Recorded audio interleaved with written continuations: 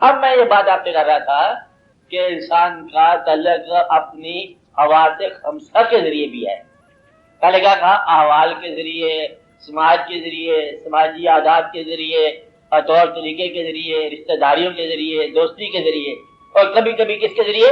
حواس. اب یہ حواس خمسہ جو ہے نا، یہ بڑا ہی پہچان، نفس کی پہچان میں بڑا اہم مقام ہے ان کا. روح بعد میں آتا ہے.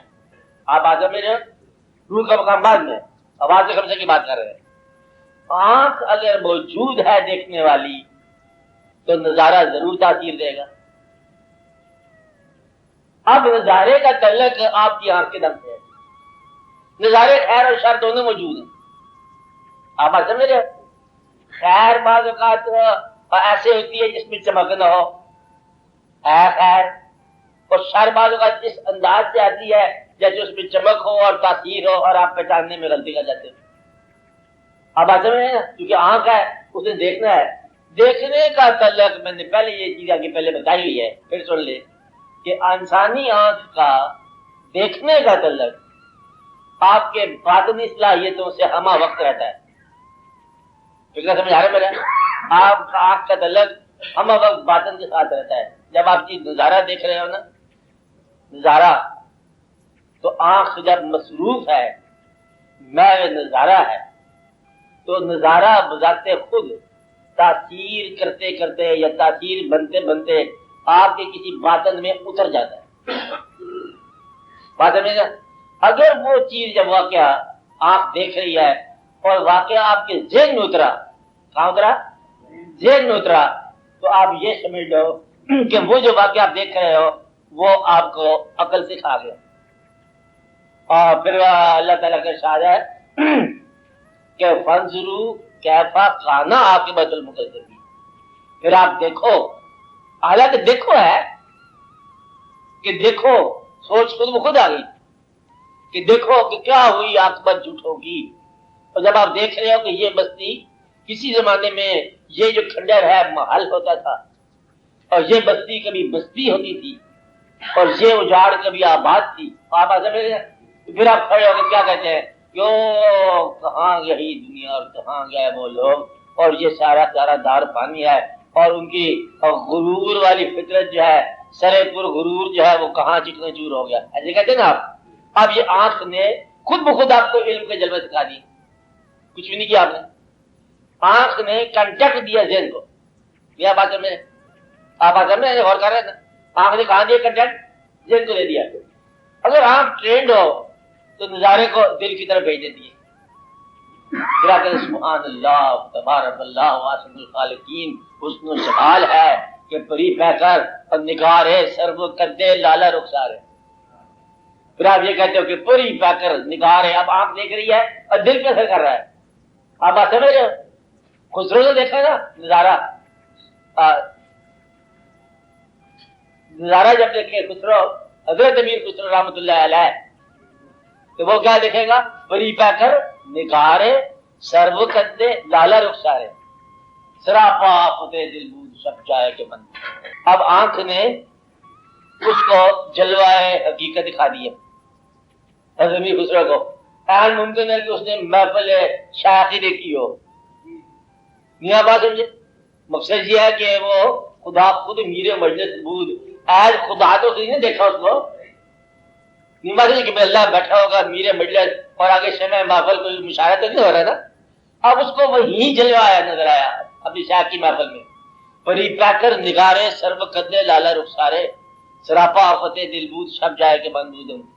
اور مطلب کہ یہ خدا خود میر مجلس بود، اندر لامکاں اترو محمد شمع محفل بود شب جائے کے من بود. اب یہ نقشہ اس کو زمین پر نظر آیا، آسمانی نقشہ. اب آنکھ جو سعید آنکھ تھی نا، اس نے سعادت دکھا دی. آنکھ نے جلوے کو کہاں بھیجا؟ دل کی طرف بھیجا کہ ہم کیا دیکھ رہے ہیں، یہ دیکھ رہے ہیں اور وہ دیکھ رہے ہیں. یہ انسان کی آنکھ جو ہے اگر جلوے کو بھیجے دل کی طرف، اس سے پھر دل بری نظر آتی ہے. آپ یہ بات سمجھائی؟ دل بری سے مراد حسن نظر آتا ہے اس کائنات میں. سکتا ہے کہ آنکھ جب نظارہ آپ پر کنوے کرتی ہے دل کی طرف، تو دل کے اندر اس نظارے کا حسن جو ہے آپ کو فطرت کے حسن کے ساتھ ہم کنار یا ہم تعلق کر دیں، ایک مقام آ گیا کہ آپ کا رابطہ فطرت کے ساتھ، حقیقت کے ساتھ کسی ایک منظر کے ذریعے بھی ہو سکتا ہے، پوری فطرت کے ساتھ۔ اس لیے اللہ تعالیٰ نے بے شمار مناظر پیدا فرمائے ہیں۔ اب یہ خالی نہیں ہے کہ یہ پھول ہے، یہ خوشبو ہے، یہ بادل ہے، یہ چاند ہے، خالی آپ کو دیکھتے رہو نا، یہ سارے دروازے ہیں فطرت میں داخل ہونے کے۔ آپ کسی ایک چیز کو بغور اگر دیکھنا شروع کرو تو یہ صنائی فطرت کے ساتھ ہی صنعت آپ کے تک باز ہو جائے گی کہ سانے کی حقیقت کیا ہے، بولے سانے کے ساتھ تعلق اس کی صنعت سے۔ اب اصل میں پہچان کیا ہے تجھ کو تیری جلوہ گری سے، آتی ہے نظر فن سے ہی فنکار کی صورت، تو فن سے فنکار تک آپ کا ساتھ ہو سکتا ہے اگر آنکھ آپ کی اس نظارے کو آپ کے دل پر کنوے کرے۔ اور اگر وہ نظارہ نفس کی طرف چلا جائے، نفس کی طرف بے سر اور غلط خواہشات کے ساتھ، پھر آپ یہ کہیں گے یہ نظارہ میرا خیال ہے ساری اگر خزانے کو لوٹ رہے ہیں تو 2 پیسے منٹ خالی تب کیا ہوگا۔ اب وہ منظر تھا، سارے کھائی جا رہے تھے، ملک کو سارے لوٹتے جا رہے ہیں، انہوں نے کہا میں اگر تھوڑا سا اس میں سے 2 اینٹیں اٹھا لی مکان بنا لیا دیکھیے کیا جائے گا۔ اب وہ منظر آنکھ نے کہاں کے نہیں کیا، نفس کی طرف، اور وہ بھی اسی نفس میں مبتلا ہو گیا۔ اور یہی ہوتا ہے کہ شر جو ہے نا، شر کے ساتھ ہی شر کو شعلہ مل رہا ہے آہستہ آہستہ۔ اب اصل میں آنکھ نے وہ منظر نفس کی طرف کنوے کر دیا۔ آپ کبھی دیکھو کہ دیکھتے ہی احساس سے گناہ پیدا ہو جاتا ہے، یہ خواہش سے گناہ پیدا ہو جاتی ہے۔ خواہش سے گناہ، حالانکہ گناہ نہیں کیا اس نے، منظر کے ساتھ ہی خواہش گناہ کا پیدا ہونا یہ بھی عجب بات ہے۔ حالانکہ وہ بندہ صحیح سلامت جا رہا ہے زندگی کے سفر میں، اچانک اس کو آنکھ نے غلط رپورٹ کر دی، ایسے مقام کو رپورٹ کر دیا اور جس مقام کے ساتھ سوائے شر کی آنکھ نہیں پیدا ہوتی۔ تیری آنکھ نے مطلب ٹریننگ نہیں تھی نا آنکھ کی، اس نے اس کو وہی ایسی جگہ کنوے کیا جہاں سے انسان کے احساسات جو ہے وہ پراگندہ ہونے شروع ہو گیا۔ یہی وجہ ہے کہ بھی آپ دیکھو کہ لوگ کہتے ہیں زندگی کے بارے میں کیا خیال ہے، کہ ظلم ہے زندگی، کیا ہے، اس نے آنکھ نے ظلم ہی دیکھا کہ کسی وقت مجھے زندگی کا رحم ہی رحم ہے، میں نے دیکھا 1000 بار لوگوں کو رحم کرتے ہوئے۔ کہتے لاہور شہر کے بارے کیا خیال ہے، کہتے گناہ ہی گناہ ہے۔ کہتے جب بات ہے تم بتاؤ لاہور شہر کے بارے، کہتے فقیر ہی فقیر ہے، سارے درویش ہے، یہ خانقاہوں کی بستی ہے۔ اب اس کو خیر نظر آئے گی، اس کو شر نظر آئے گی۔ اب یہ آنکھ کا کام ہے کہ جلوہ کدھر بھیج رہی ہے۔ آپ بات سمجھ رہے ہیں، آنکھ نے رپورٹنگ جدھر کرنی ہے نا وہاں تاثیر ہو جاتی ہے۔ کبھی آپ دیکھو کہ آنکھ نے ایک ایسی چیز دیکھی، غصہ پیدا ہوا، کوئی اور بات نہیں ہوئی، صرف دیکھا غصہ پیدا ہوا۔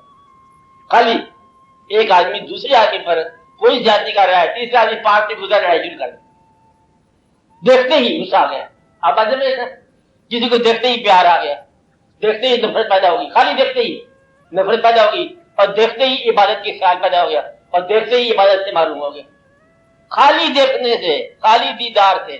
میں یہ کہتا ہوں کہ دیکھنا بذات خود ایک علم ہے، اور منظر بذات خود علم کی دعوت ہے۔ کتابوں کی بات نہیں ہو رہی ہے، منظر بذات خود علم کی دعوت ہے۔ اس لیے کہتے ہیں کہ دیکھنے میں جمالیات دیکھو، خدائی پیمانے، جمالیات کے سانچے دیکھو، آستانہ دیکھو۔ آستانے سے کچھ بھی نہیں ملا، آستانے سے کیفیت مل گئی کہ کوئی ایسی بات ہے کہ ان لوگوں نے موت کو میلہ بنا دیا، اس کے پیچھے ایک بات ضرور ہے۔ وہ پھر آنکھ نے کچھ اس انداز کا جلوہ دکھایا کہ آپ کسی اور انداز کے انسان بن گئے۔ اب اگر کوئی آدمی جو میں اتنی عقل رکھتا ہو آنکھ اسے مس گائیڈ کر دے تو وہ کہتا ہے کہ یہ آدمی میرا رشتے دار ہے، یہ امیر کیسے ہو گیا؟ اب اسی کا مقابلہ کرتے کرتے مر جائے گا، کیونکہ آنکھ نے اس کو غلط راستے پہ چلا دی، صرف آنکھ نے۔ اب یہ خوشبو ہے، اب خوشبو سے زندگی کٹتی جا رہی ہے. خوشبو پیار کی بھی ہوتی ہے, خوشبو دھوکے کی بھی ہوتی ہے, خوشبو جو ہے وہ الطاف و اکرام کی بھی ہوتی ہے نا. مثلا ایک شعر دیکھو, بھٹک رہا تھا میں سود و زیان کے صحرا میں, بھٹک رہا تھا میں سود و زیان کے صحرا میں, تیرے دیار میں لائی مجھے تیری خوشبو. اور خوشبو جو ہے وہ دیار میں لائی ہے. اسی طرح مطلب آپ کبھی جاننے والے ہو, آپ دیکھو گے کہ مکہ مذہب کی خوشبو اور ہے اور مدینہ منورہ کی خوشبو اور ہے, خوشبو کا فرق ہے. اس طرح خوشبو جو ہے نا یہ لطیف اور روحوں کے ساتھ تعلق کی بات ہے, الگ الگ خوشبوئیں ہوتی ہیں. آپ ایسے سب جانتے ہیں اس بات کو. خوشبو کا تعلق جو ہے نا آپ کے احساس کے ساتھ ہے, یہ آپ کی خوشبو کی سینس, آنکھوں کی سینس. اس طرح بولنا, بعض اوقات انسان ترش بولتا ہے, بعض اوقات آہستہ بولتا ہے. راستے میں جو آتا ہے نا, یعنی کہ کوئی غیر آ جائے بسم اللہ جی حضور, کوئی اپنا بندہ ہو چل پیچھے ہو, غصے سے بولتا ہے. اپنی اولادوں کے ساتھ نہیں بولتا غصہ, یعنی کہ جہاں غصہ بولنا ہے وہاں نہیں بولتا. بات نہیں ہے, یہ غصہ جو زبان بولتی ہے اس کا کیفیت کا انڈیکیشن ہے. تو زبان کی ٹریننگ یہ ہے کہ غصہ آیا ہو تب بھی نہ بولو غصہ. اگر زبان ایسی ٹرینڈ ہو جائے, زبان دعا بولتی ہے, زبان بد دعا بولتی ہے, زبان قرآن بولتی ہے, اور زبان جو ہے وہ خوش گانے گاتی ہے, اور زبان ہر طرح کی حرکات بھی کرتی ہے. آدھی جو ہے نا گرفت لوگوں کی آج زبان سے ہوگی, آدھے لوگوں کی گرفتار لوگوں کے آدھے جو ہوں گے نا, اور وہ شر نفس کے آدھے ہوں گے اور آدھے ہوں گے زبان کے. تو اس لیے مطلب یہ کہ چھوٹا سا جو پرزہ ہے آپ کے وجود کا, یہ بہت ہی کارستانیہ مطلب کرتا ہے, نیکی کے راستے پر بھی اور شر کے راستے پر بھی. بڑی مرصع زبان والا بد نیت بھی ہو سکتا ہے, بڑے اس کے الفاظ اتار چڑھاؤ زیرو بم دس اینڈ دیٹ اللہ بلّہ کر کے گمراہ کر دیتا ہے, کلمہ پڑھ کے جھوٹ بول سکتا ہے. اب آنے والی بھی جو حکومتیں ہوں گی وہ پتہ نہیں موجودہ حکومت کے بارے میں کیا کہیں گے. مقصد یہ ہے کہ یہ کچھ نہیں کہا جا سکتا کہ یہ قرآن پڑھ کے انہوں نے کیا بولا تو انہوں نے کیا بولا. ہاں زبان جو ہے یہ انسان کے لیے شر اور خیر کی سند ہے اپنی, کہ انسان کا باطن عام طور پر اس کی زبان سے ظاہر ہوتا ہے, باطن کا. اب جس طرح آنکھ ریسیو بھی کرتی ہے امپارٹ بھی کرتی ہے. اب اصل میں جلوہ دیتی بھی ہے آنکھ, تو آنکھیں جب ملتی ہے تو دونوں جلوہ دے بھی رہی ہیں, ریسیو بھی کر رہی ہیں. چار آنکھیں, آپ سمجھیے آنکھیں چار ہونا محاورہ ہے, شبیہ محاورہ نہیں سمجھتے, دونوں آنکھیں ریسیو بھی کر رہی ہیں اور دے رہی بھی جا کر. اس طرح زبان جو ہے وہ دیتی ہے. اب آئی آپ کے پاس سوال آپ کا کہ سماع کے بارے میں کیا خیال ہے. سماع کان کا فنکشن ہے. جب روح, انسان کی روح اور اپنی تنہائیوں میں یا اپنے اندر خواہش کرتی ہے تو وہ کانوں کو مجبور کرتی ہے کہ تو کوئی نغمہ لے آ. تو انسان اس سفر پر نکلتا ہے کہ کہیں سے کوئی نغمہ آئے, کیونکہ روح کی خوراک چاہیے. اور روح جو ہے نا وہ پشمردہ ہو گئی, روح افسردہ ہو گئی. کسی دوست کی آواز لے آ, وہ کہتا ہے کہ دیکھو میں تمہاری بڑی آوازیں سن رہا ہوں لیکن یہ سب آوازوں میں وہ آواز نہیں ہے, کہ دونوں آوازوں میں تیری کون سی آواز ہے نا. بات ایسی کرتے رہتے ہیں, یہ بھی آواز ہے وہ بھی آواز ہے, لیکن وہ آواز کہاں. تو گویا کہ روح نے کچھ آوازوں کے ساتھ کسی زمانے میں آسودگی پائی تھی, اب ان میں سے کوئی آواز نہ ملے تو روح بے چین ہو جاتا ہے. روح آواز کی متمنی ہوتی ہے اور آواز کی تلاش میں نکلتی ہے. آپ آتے میں رہے نا جبھی صاحب, تو آوازوں کا سفر یا آواز سننے کے سفر پر چلتی جا رہی ہے. اگر آپ آواز کے طور پر سوچو, یہ دنیا آواز ہی آواز ہے. کسی زندگی کا ثبوت اس کی آواز سے ہے. ہر طرف آپ کو آوازیں آئیں گی, خاموش آوازیں بھی آئیں گی, بولنے والی آوازیں بھی آئیں گی, سناٹوں کی آوازیں بھی آئیں گی, چیخنے کی آوازیں آئیں گی, کرب کی آواز آئے گی, درد کی آواز آئے گی, نغمگی ہوگی, ہر طرح سے افسردگی کی آوازیں, بے شمار قسم کی آوازیں ہیں. بلکہ ایک وقت ایسا بھی آئے گا کہ آواز سے انسان پہچانا جائے. جس طرح شکل سے آپ پہچانتے ہو انسان کو یہ کس قسم کا انسان ہے, بیہیویئر سے پہچانتے ہو, 20 سال اس کا گزارنے کے بعد بھی نہیں پہچانتے تھے کبھی کبھی کہ پتہ نہیں کون نکلا ہے. آواز بھی انسان پورا ہے. آواز سمجھ نا, آواز. اور سب سے پہلے اس کائنات کی تخلیق میں جو اللہ کریم کی پہلی صفت کا اظہار ہوا وہ ہے کن, آواز. اب آواز جانے اس لیے کہ پھر انسان کو بولنے والا بنایا, یہ بات کی باتیں ہیں. پہلا جو لفظ گونجا تھا کائنات میں کن, یہ کن عمل ہے, کن آواز ہے. آواز میں کہ ہو جائے. تو گویا کہ یہ پھر آوازوں کا سلسلہ جو ہے نا یہ چلا جاتا ہے. تو روح کی تمنا اگر ہو نغمے کی تو پھر انسان سما کی طرف راغب ہوتا ہے. اب سما اگر اس میں صفات نہ موجود ہوں تو پھر وہ نغمے کی خواہش جو ہے نا گمراہ بھی کر سکتی ہے. یہ آپ کی آواز کی اتنی طاقت ہے آواز کی کہ بڑے چلو مجاہد ہو وہ بیچارے مر جاتے جاتے نہیں مارتے جاتے بیچارے شہید ہو جاتے ہیں نہیں مارے کیونکہ نغمہ اوپر سے آئے نا بڑے چلو سب شکن مجاہد ہو جب یہ کہتے ہیں سارے تھرل ہو جاتا ہے تو سب شکن پتہ کیا آتے کیا ہے وہ بیچارے جاتے ہیں لڑتے ہیں پتہ کیا ہوتے ہیں ان کے بچے یتیم ہو جاتے ہیں لیکن وہ چلو شہید ہی ہو جاتے ہیں کچھ بھی ڈالا تو دشمن اپنے مرنے والوں کو شہید کہتا ہے لیکن وہ نغمہ سب شکن مجاہد ہو بم کے ساتھ آیا تو انسان کے اندر خون میں تیزی پیدا ہوگی. اچھا نا بات اس طرح آواز جو ہے نا آہستہ آہستہ جو ہے وہ مثنوی معطر روم آواز سے شروع ہو رہی ہے کہ نیر کو دیکھو یہ بنسری کو دیکھو اس کے اندر آواز کس کی ہے غالباً کسی دوست کی جدائی کی فریاد لگ رہی ہے. غالباً یہ جو ہے کسی درخت کے ساتھ تھی اور وہاں سے جدا ہو گئی اب اس میں نغمہ نکل رہا ہے میں بھی بذات خود ایک نغمہ ہوں. یہ جدائی جو ہے کہیں کسی اور دنیا سے ہم آئے اس دنیا میں ہم رہے تو یہ ہماری آوازیں ہمارا شعر و سخن جو ہے یہ بھی ایک فریاد ہے جدائی کی. اب آتے ہیں تو گویا کہ نغمہ چلا. تو کہتے یہ ہے کہ جب تک اس کے اندر ٹریننگ نہ ہو آواز گمراہ کر سکتی ہے. ایک آواز کے بارے میں ایک اور بات کہ آپ سارا آپ نے دیکھا ہوا ہے کہ اونٹ کو مارنے کی ضرورت کوئی نہیں ہے صرف ایک نغمہ ہے حدی خان کا وہ اس طرح گاتا ہے الاپتا ہے کہ اونٹ صاحب بھاگ پڑتے ہیں. یعنی کہ یہ پھر حضور پاک صلی اللہ علیہ وسلم نے پوچھا کہ یہ کیا ہے کہ اونٹ اتنے چل پڑے ہیں. میں کہا یہ اس کی آواز میں ہے یہ جو حدی خان ہے. آپ نے فرمایا کہ ذرا میرے سامنے الاپو اس نے الاپا اونٹ جو ہے نا وہ چل چل کے بس بوم جا کر آپ نے فرمایا بس آواز کی تاثیر اونٹ کے لیے ایک عجب مقام ہے. جس طرح ڈھول کے مطابق اونٹ بھی نغمہ کا استعمال کا جو ہے اچھے خاصے شریف آدمی پہنچ ہل جاتے استعمال ہو رہی ادھر آگے بات کہ وہ جس طرح کہ باہر طرز ہے کہ میر رقصانیم اے یار میر رقصم جب رقصم رقصم ہوگا تو سارے کے اندر رقصم شروع ہو جاتا ہے آواز کی بات ہو رہی. اس لیے اگر نغمہ سننے کی خواہش ہو اور یہ خواہش نفس کی نہ ہو یہ خواہش روح کی ہو تو پھر فرمانے والوں نے کہ آگے اس کی شرائط ہے گانے والا مصفہ ہو.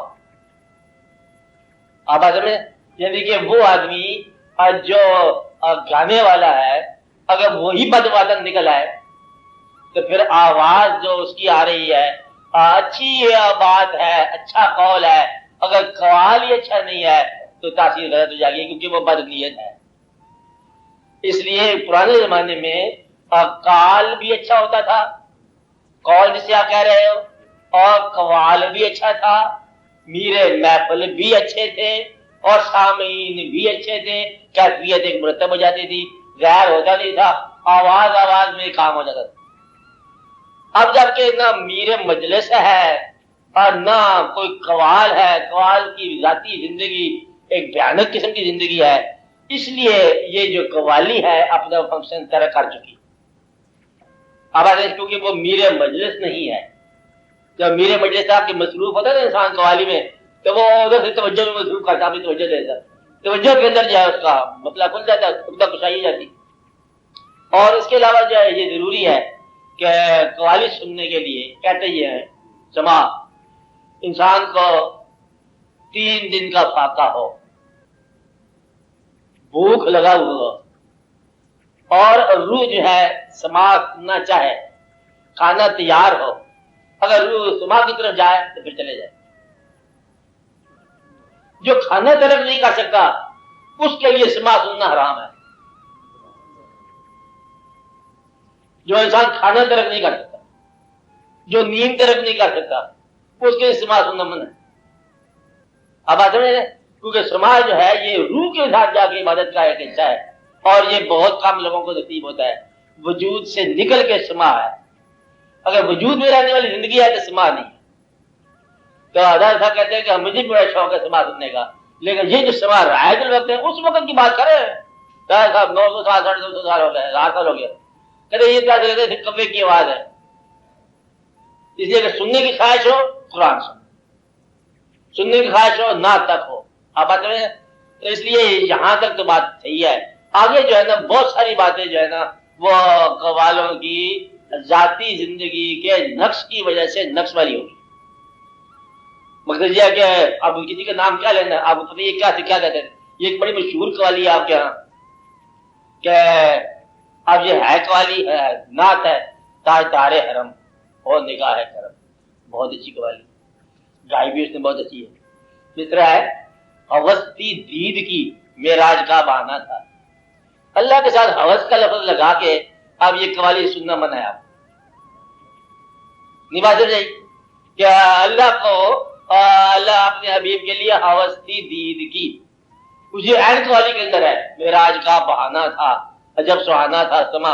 اور یہ مصرع آتا ہے نا مصرع ہوستی دید کی. اب اللہ کو احترام کے بغیر بول گیا وہ نعت جو ہے نا ادب سے, نعت ادب سے ہو نہیں سکتی جب اللہ کا ادب نہ ہو. اس لیے اپنی تمام تر خوبیوں کے باوجود سننا منع ہے, کیونکہ وہ جو مقامات ہیں اللہ اور اللہ کے حبیب صلی اللہ علیہ وسلم کے, اگر یہی کنفیوز کر دو تو پھر تباہ کر آ گیا.